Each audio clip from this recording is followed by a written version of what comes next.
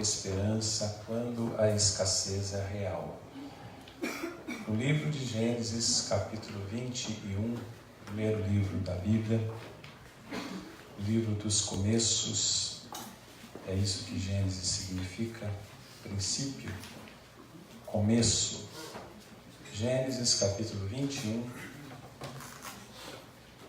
uma história intrigante, eu diria, que está do versículo 8 até o versículo 21, é aí que nós leremos. Gênesis 21, de 8 ao 21. Assim diz a palavra do Senhor. Isaque cresceu e foi desmamado.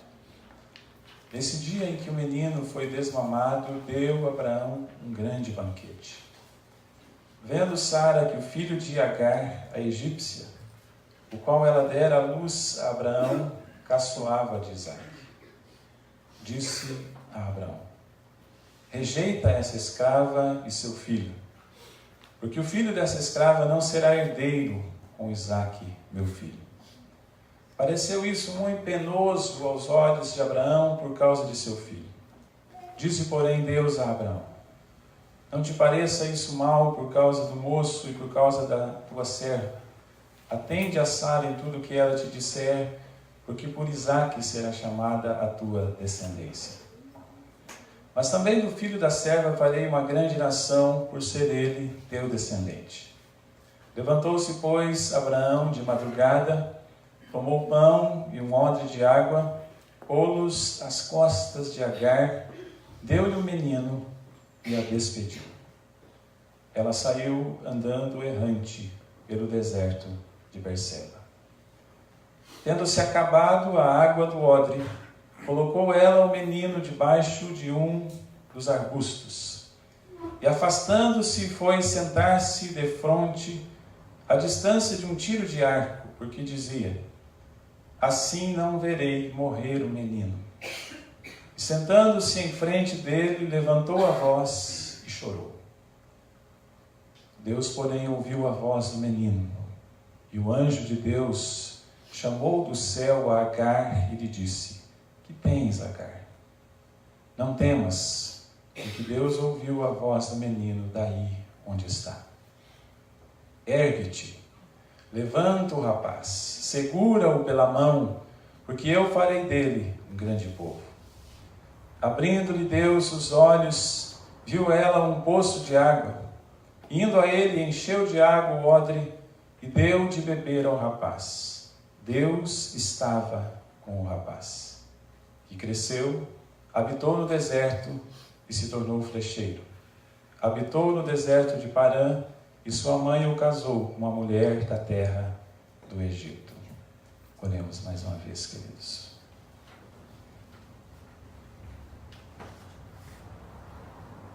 Senhor, a coisa mais importante desse momento é a presença do Senhor.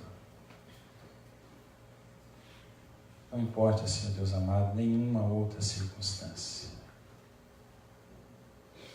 É a presença do Senhor que torna esse momento especial. E a presença do Senhor que se manifesta através do Teu Santo Espírito. É a presença do Senhor que se manifesta no meio dos louvores, conforme diz a Tua palavra. É a presença do Senhor que se manifesta através da palavra do Senhor, a qual nós abrimos, lemos e vamos meditar nesse momento. Que o Senhor nos fale, nos instrua. O Senhor conhece a condição de vida, o Senhor sabe as necessidades, o Senhor sabe as angústias do coração, as preocupações da alma. O Senhor sabe, ó Deus, para quem a escassez já foi real, está sendo real, ou quem sabe será real, e precisa ouvir essa palavra nessa noite.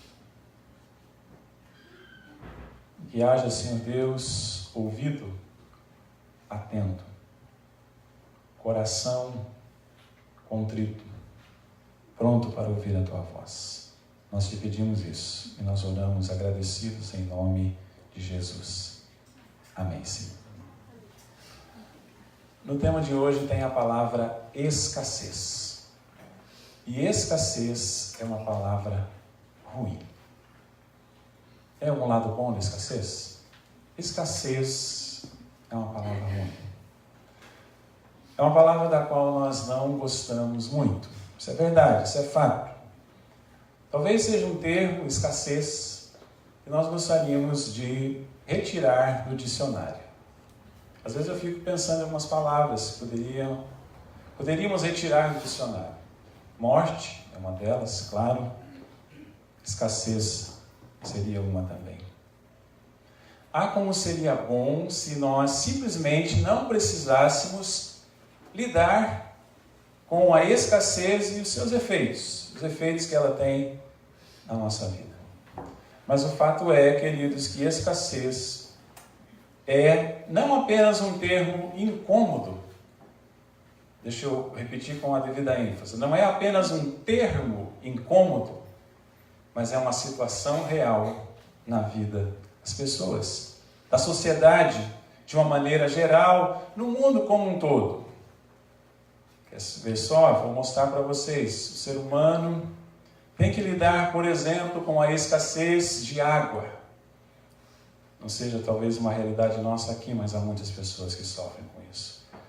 O ser humano tem que lidar com a escassez de comida, com a escassez de emprego, com a escassez de oportunidade, com a escassez de moradia, com a escassez de vagas nos hospitais, com a escassez de recursos, com a escassez de segurança, que é um problema que nos aflige nos nossos dias, com a escassez de dinheiro. O ser humano também tem que lidar com outros efeitos da escassez.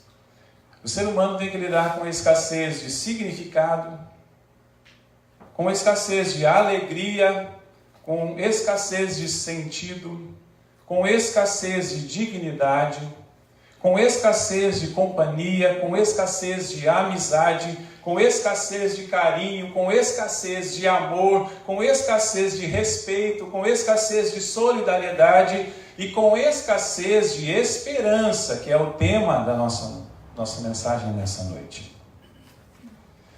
E hoje nós vamos acompanhar uma mulher chamada Agar, não tão famosa assim na Bíblia como os personagens anteriores que eu ministrei nesse mês, Daniel, Davi. Vamos falar de Agar e seu filho Ismael numa jornada marcada por escassez. Ambos enfrentam juntos a escassez na sua versão mais bárbara, terrível, cruel e brutal. Todas essas palavras juntas. A situação era tão difícil, mas tão difícil que a morte parecia ser a solução mais rápida, mais simples e mais viável naquele momento. Mas Agar e Ismael recebem o cuidado e a provisão de Deus, queridos. Então nós vamos aprender hoje com esse texto emblemático das Escrituras. E nós vamos pensar, queridos, o que nós podemos fazer nos momentos de escassez. Então, nos momentos de escassez, em primeiro lugar, eu quero dizer para você, de uma maneira bem direta, escolha bem suas atitudes. Essa é a primeira lição principal dessa noite. Nos momentos de escassez, escolha bem suas atitudes. Mas antes de falar propriamente das atitudes, de escolher bem as atitudes, que é o foco desse primeiro ponto, deixe-me conduzi-lo a uma reflexão que tem que vir antes sobre algo muito importante. Na realidade é uma pergunta. Uma pergunta que às vezes nos incomoda. Por que Deus permite a escassez? Eu vou deixar essa pergunta pior ainda, tá? Não se assuste. A pergunta que eu fiz foi, por que Deus permite a escassez? Mas eu disse que vou deixá-la pior ainda. Como que essa pergunta pode ficar pior? Por que Deus nos coloca na escassez? É pior, não é? A primeira é porque Deus permite a escassez. A segunda é porque Deus nos coloca na escassez. Então, antes de falar de escolher bem as atitudes, eu quero apontar aqui algumas razões, queridos, que a gente vê, não só nesse episódio aqui, mas ao longo das Escrituras, porque Deus nos permite ou nos coloca na escassez, e eu vou dizer 3 razões aqui, teriam muito mais, mas claro, quero focar nisso agora. Primeiro, porque a escassez nos torna mais humildes. Por que Deus nos coloca, por que Deus permite a escassez? Porque a escassez nos torna mais humildes. A escassez tira toda a arrogância de alguém. Não sei se alguém aqui já passou por essa experiência. De sentir que quando a escassez chegou, perdeu toda a arrogância. Se tornou uma pessoa humilde. Segunda razão, porque Deus permite e nos coloca na escassez, porque a escassez nos força a confiar em Deus. Então, primeiro, a escassez nos torna mais humildes, e segundo, ela nos força a confiar mais em Deus. E se, no primeiro momento, ela tira toda a arrogância, no segundo momento, ela tira toda a autossuficiência. E nos força a confiar em Deus, a sermos mais dependentes de Deus. Mas uma terceira razão, queridos, porque Deus permite e nos coloca na escassez, é porque a escassez peneira as futilidades da vida. A escassez tem esse poder, tem esse potencial, ela tira tudo o que não é essencial. Ela peneira as futilidades da nossa vida. Muitas vezes quando nós estamos num tempo de prosperidade, estamos com a vida sendo dominada ou governada pelas futilidades, centradas nas futilidades. Aí Deus permite ou envia um tempo de escassez, e esse tempo de escassez peneira as futilidades e nos faz concentrar no que é essencial. Às vezes nós entramos em momentos de escassez, é importante a gente entender isso, porque nós tomamos decisões erradas que nos empurram para lá. Veja só, querido, é importante a gente entender isso. Às vezes nós entramos em momentos de escassez porque lá atrás nós não ouvimos um conselho, nós desobedecemos a palavra de Deus e tomamos decisões erradas que nos empurraram para o tempo de escassez que eu estou vivendo agora. Mas às vezes Deus nos empurra para os momentos de escassez porque Ele tem propósitos didáticos e pedagógicos na nossa existência. Mas o fato é que tempos de escassez chegam para todas as pessoas. Escassez de dinheiro, como eu já disse, escassez de amigos, escassez de saúde, escassez de paz. Por isso, a questão mais importante, queridos, é como reagimos aos momentos de escassez. Essa é a questão mais importante. Como reagimos aos momentos de escassez? Agar, nós vamos estudar aqui essa personagem bíblica nessa noite. Agar não é exatamente um exemplo positivo de como lidar com a escassez. Na realidade é um exemplo negativo. Mas com o exemplo negativo dela, eu quero extrair lições para nós aprendermos nessa noite. Ela não é um exemplo positivo de como lidar com a escassez, mas nós precisamos lembrar que ela estava numa situação desesperadora. Mas o fato é que ela não soube lidar com essa situação. E agora eu quero perguntar e responder que erros ela cometeu e que nós cometemos também.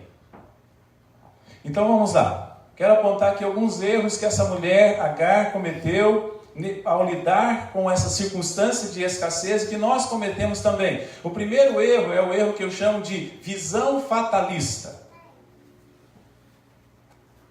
Como nós cometemos esse erro da visão fatalista. Olhando aqui para Agar, depois de andar errante pelo deserto, é isso que a Bíblia diz, ela se assentou e ela desistiu. Foi assaltada por um sentimento, um pensamento de determinismo. E pensou, meu destino é morrer. Não há solução, não há jeito, não há saída. E muitas vezes nós também somos tomados por essa visão fatalista diante dos momentos de escassez, nos momentos de angústia, dificuldades da nossa vida. Mas nós não podemos deixar que a visão fatalista se aproprie das nossas vidas, determinando a interpretação, aliás, do nosso presente e do nosso futuro. Independentemente das circunstâncias, nós temos que continuar confiando em Deus. Então, visão fatalista é um erro diante da escassez. Visão fatalista. Mas o segundo erro que Agar cometeu, que muitas vezes nós cometemos, é o que eu chamo de conduta negativista. Não apenas a visão fatalista da situação, mas a visão fatalista que ela teve a levou, a conduziu, a uma conduta negativista.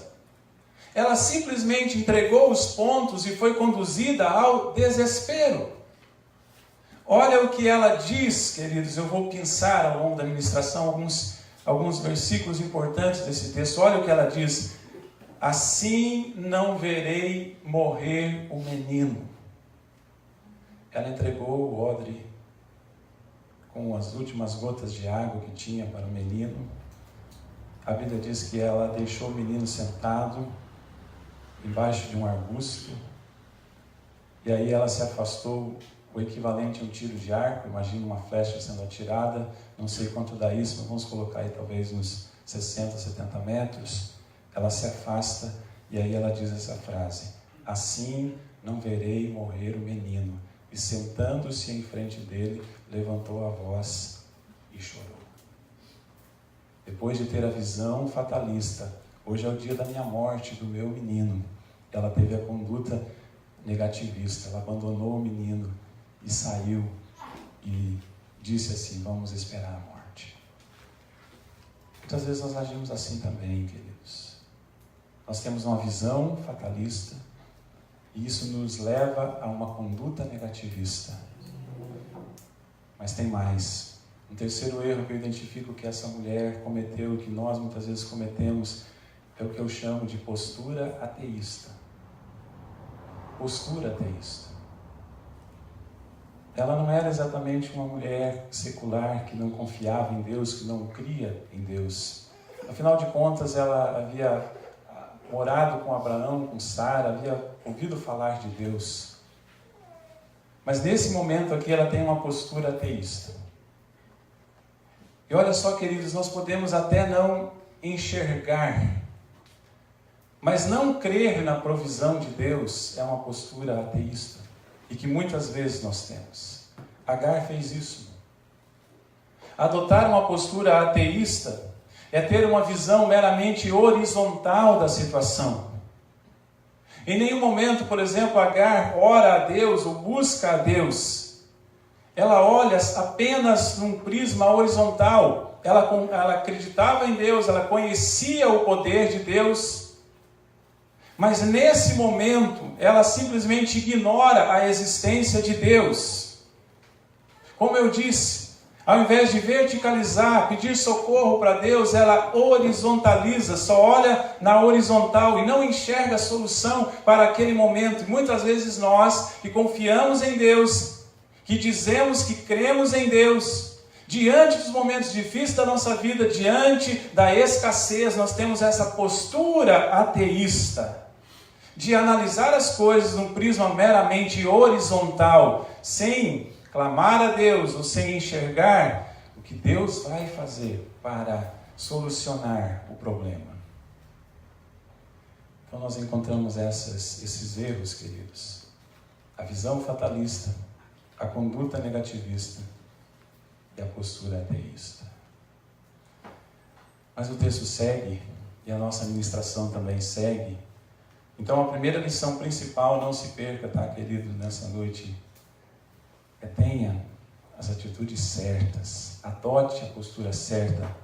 Mas a segunda coisa que eu gostaria de dizer é: confie no milagre de Deus. Nos momentos de escassez, confie no milagre ou nos milagres de Deus. Quando olhamos para Agar, vemos que a situação é desesperadora. Não tem outro jeito de escrever. Agora deixa eu falar um pouquinho para você. Lembra-se de quem era Agar? Você conhece Agar? Ela era uma mulher egípcia, serviçal da casa de Abraão. Provavelmente foi tomada como escrava quando Abraão esteve lá no Egito. Agar era essa serviçal da casa de Abraão, mas que havia sido tomada, ou havia sido usada como barriga de aluguel. Você lembra dessa história? Para dar um filho a Abraão.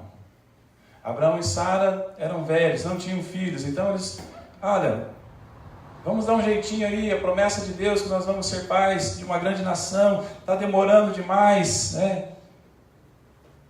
E eles deram esse jeitinho então, e Abraão teve um filho com essa mulher chamada Agar, que chamou de Ismael. Ismael foi crescendo, sendo criado tranquilamente. Imagino que foi um menino bem recebido, mimado, criado como filho, realmente, de Abraão e de Sara também. Mas depois que Isaque, o filho e herdeiro legítimo, havia nascido, as coisas haviam tomado um rumo diferente. Eu creio que passou a existir uma rivalidade entre as mães e até entre os meninos instigados pelas mães. E Agar, que era vista como um membro da família, agora é tratada como uma escrava. Eu imagino, queridos, que começam a ver essa rivalidade. No dia do aniversário, de um ganhava um presente diferente. Mas a Bíblia diz assim: no dia em que o menino Isaque foi desmamado,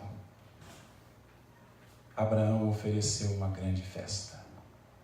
E nesse dia, Ismael, que também não era fácil, a Bíblia não conta detalhes aqui, queridos, mas ele não era fácil, porque ele começou a fazer bullying em relação a Isaque. Você prestou atenção na leitura? Fazer bullying.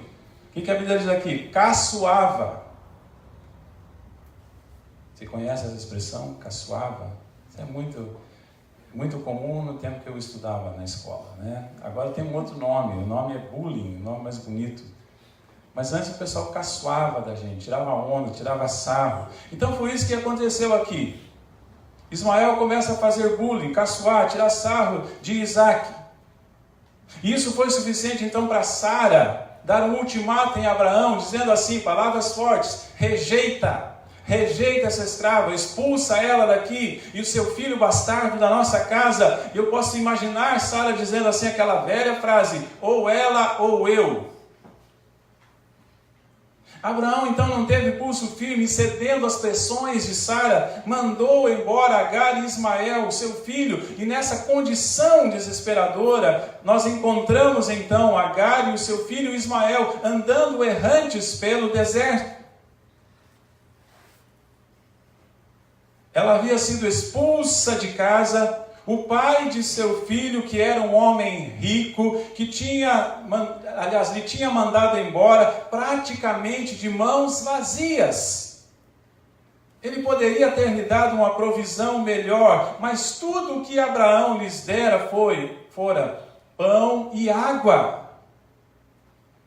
Então eles saíram andando errante pelo deserto, e logo, olha só, querido, o início do versículo 15 diz assim: tendo-se acabado a água do odre.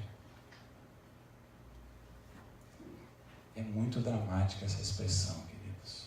Tendo acabado a água do odre. Porque naquele momento, acabar a água do odre era morte. Como eles iriam sobreviver? Aqui, queridos, nós precisamos dizer que muitas vezes a experiência de Agar no deserto se torna a nossa experiência de vida. A água do odre acaba. Quantas vezes nós passamos por situações de insuficiência? O salário não é suficiente. O mês ainda não acabou, mas o salário já acabou.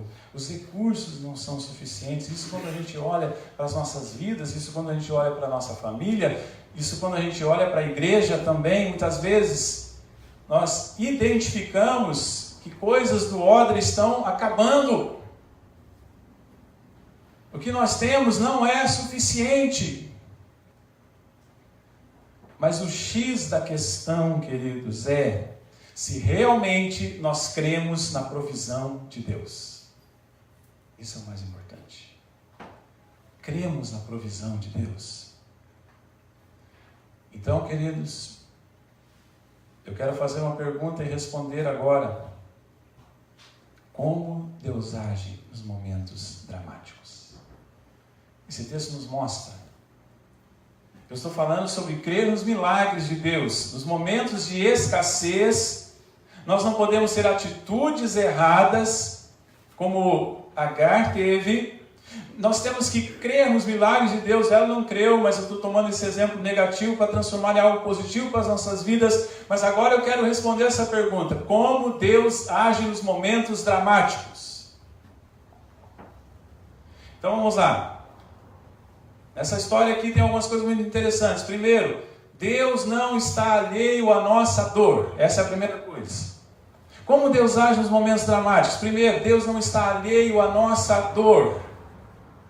Abraão os havia despedido, mas Deus foi com eles. Abraão mandou eles embora, mas Deus estava lá com eles em meio ao deserto. Deus estava lá. Deus não os abandonou e Deus não nos abandona. Nós precisamos crer nisso, queridos, que muitas vezes nós temos essa impressão de que Deus está inerte, Deus está inoperante, Deus está indiferente, Deus está distante, Deus não está nem aí para nós, os céus estão silenciosos, não há palavra sequer de Deus, não há um movimento de Deus para vir em nosso socorro. Muitas vezes é assim que nós nos sentimos ou avaliamos a situação, mas Deus não está alheio à nossa dor. Essa é a primeira coisa. Mas a segunda, queridos, melhor que isso, é que Deus vem em nosso socorro. Deus não apenas não está alheio, mas Deus vem, Deus se move em nosso socorro. Deus está vendo, Deus está ouvindo, Deus está falando, Deus está agindo em nosso favor. E aqui no texto nós olhamos e vemos que Deus providenciou água. Quando a gente olha, queridos, para o versículo 19, diz assim: abrindo-lhe Deus os olhos, viu ela um poço de água. Se o poço já estava ali, ela não enxergou, não sei, queridos. Pode ser, porque ela estava com a visão, ela estava tão míope diante da situação. Ela se assentou lá, pode ser que ela nem tenha enxergado o poço. Mas pode ser que milagrosamente Deus fez surgir aquele poço ali. Deus vem em nosso socorro. Então, veja só, como Deus age nos momentos dramáticos. Deus não está alheio à nossa dor, não está indiferente, Deus vem em nosso socorro. Mas tem uma coisa importante, queridos. Deus questiona a nossa passividade. Deus nos faz tudo. Ele deixa para a gente fazer o que nós podemos fazer. Deus questiona a nossa passividade. O versículo 18 me mostra isso quando começa dizendo assim: ergue-te, levanta o rapaz, segura-o pela mão. São ações, não são? Deus olha, haja. Você deixou seu filho lá debaixo do arbusto para ele morrer. Você andou 100 metros e foi lá e se assentou e está esperando a morte. Mas o que Deus disse assim: olha, abre os seus olhos, ergue-te, levanta, não fica aí parada. Mas mais do que isso, levanta o rapaz, vai lá e pega o menino, não deixa ele morrer lá não, segura-o pela mão. Então, queridos, o que eu entendo aqui, nesse processo de Deus, que como Deus age e quer que nós ajamos diante dos momentos dramáticos da nossa vida, Ele não está alheio à nossa dor, Ele veio em nosso socorro, Ele questiona a nossa passividade, Ele pergunta o que você está esperando, por que você não está agindo, por que você não está fazendo o que você pode fazer, mas mais importante, Deus opera o milagre, Deus supre as necessidades. Ali estava um poço de água. Aquela era a necessidade mais urgente do momento e estava ali. Deus havia colocado aquele poço de água ali. Creia na provisão extraordinária de Deus. Diante da escassez, queridos, nós precisamos fazer isso. Mas em terceiro e último lugar, os momentos de escassez. Espere por um futuro melhor. Nos momentos de escassez, espere por um futuro melhor. Então, embora a situação fosse dramática, como tenho descrito aqui, né, extremamente dramática, parecesse não haver saída, de fato, para Agar nem Ismael, deixa eu dizer uma coisa para vocês. Embora a situação fosse extremamente dramática e parecesse não haver saída para eles, nem Agar e nem Ismael morreram naquele dia. Eu pergunto para você já não esteve diante de situações que você achava que era o fim, que não tinha saída? Você está vivo aqui, não está? Você está respirando, Deus está com você, está te abençoando. A solução de Deus chegou. Chegou lá naquele deserto, chega para nós. Eu tenho certeza que mesmo que a gente passe por momentos assim, experimente escassez, insuficiência, a provisão de Deus vem. Deus abre portas, Deus mostra rotas de saída. E sabe o que mais esse texto me revela, queridos? Que Deus não está interessado apenas no momento, mas no futuro dos seus filhos. Deus não está apenas interessado no momento, vir ali e resolver a situação momentânea, pontual, mas Deus está interessado no futuro dos seus filhos. Deus tinha um futuro para Ismael. Ele não queria apenas salvá-lo da morte naquele dia, Deus tinha um futuro. A Bíblia diz, queridos, também no início do versículo 20, Deus estava com o rapaz. Quando a Bíblia diz essa expressão, e várias vezes aparece isso, Deus estava com fulano, Deus estava com Beltrano, significa que a bênção de Deus estava com ele. Deus estava com o rapaz, a bênção de Deus estava com ele. A Bíblia diz que ele cresceu, o menino cresceu, não morreu naquele dia. A escassez não foi definitiva, a provisão de Deus veio. Ele cresceu, ele sobreviveu, cresceu, descobriu uma profissão, diz aqui, se tornou flecheiro, se casou, diz a palavra de Deus, sua vida seguiu. Como aquela expressão conhecida do futebol, segue o jogo. Segue o jogo. Às vezes o cara cai, o juiz chega assim para dizer assim, segue o jogo. É o que tem que acontecer conosco, querido. Segue o jogo, levante-se, continua jogando, lutando. Tempos de escassez são necessários, é isso que eu afirmei lá no começo, são didáticos, pedagógicos. Tempos de escassez são necessários, mas sua vida seguirá depois da escassez, creia nisso. Tempos de escassez são necessários, mas sua vida melhorará depois da escassez, querido, creia nisso. Tempos de escassez são necessários, mas sua vida prosperará depois da escassez. O deserto é o campo de provas de Deus. É nele, no deserto, que Deus nos prepara para o que Ele tem de melhor para nós. E do outro lado do deserto, você será uma pessoa melhor. Do outro lado do deserto, as vitórias serão mais abundantes. E do outro lado do deserto, você viverá na sua totalidade a vontade de Deus. Essa é a mensagem para você nessa noite. Eu termino com um versículo das Escrituras, agora lá do Novo Testamento, que tem muito a ver e nos inspira em relação a isso. Quando o apóstolo Paulo escreve aos Gálatas, ele diz assim, lá no final da carta, a seu tempo ceifaremos. Você sabe qual é o complemento desse versículo? A seu tempo ceifaremos, se não houvermos desfalecido. Gálatas 6:9. Seja sábio em meio à escassez. Não tome atitudes erradas. Confie na provisão de Deus. Deus vai pegar aquele odre, vai colocar água nele de novo, vai fazer surgir um poço. Sei lá, Deus é criativo para resolver as situações. Por muitas vezes, queridos, no ministério, eu cheguei em momentos bem dramáticos uns que eu coloquei no sermão passado, né?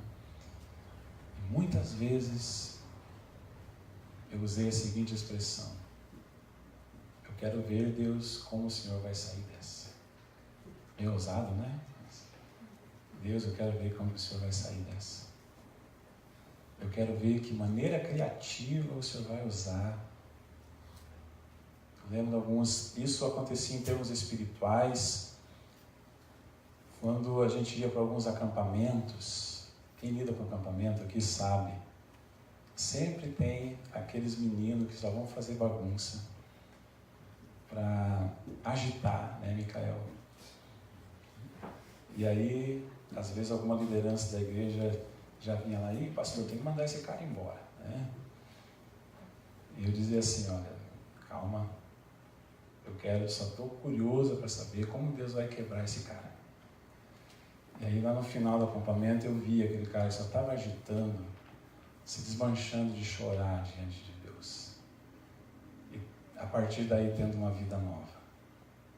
E muitas vezes, da questão financeira envolvendo a igreja, e às vezes na vida pessoal também, momentos de terrível escassez. Eu já contei algumas dessas coisas que eu vivi no ministério para vocês, mas tem uma que parece que eu não sei ainda, acho que eu não contei. Nós tínhamos que pagar uma dívida.